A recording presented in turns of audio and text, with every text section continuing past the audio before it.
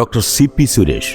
അധ്യാപക ജോലി ഉപേക്ഷിച്ചാണ് ആയുർവേദ ഡോക്ടറായി കണ്ണൂർ ശ്രീകണ്ഠപുരം ചുഴലി സ്വദേശിയായ ഡോക്ടർ CP സുരേഷിന്റെ കടന്നുവരവ്. ഡോക്ടർ സുരേഷിന്റെ നേതൃത്വത്തിൽ ആലക്കോട് രയറോത്ത് ആരംഭിച്ച CP Ayurveda hospital and research centre ഇന്ന് ഉത്തര മലബാറിലെ ഏറ്റവും വലിയ ആയുർവേദ ആശുപത്രിയായി മാറി.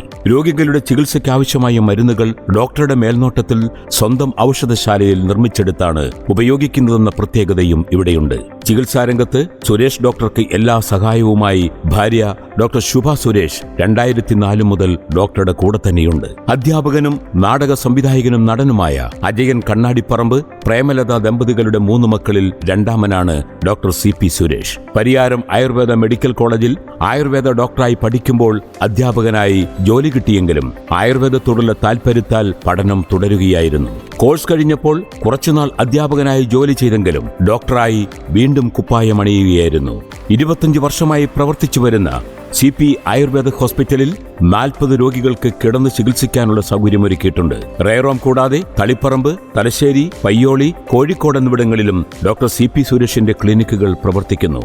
മകൾ സോന കോതമംഗലം നങ്ങേലിയിൽ ആയുർവേദ കോളേജിൽ 1ാം വർഷ വിദ്യാർത്ഥിയാണ്. മകൻ സാരംഗ് ചുഴലി ഗവൺമെന്റ് ഹൈസ്കൂൾ 8ാം ക്ലാസ് വിദ്യാർത്ഥിയാണ്.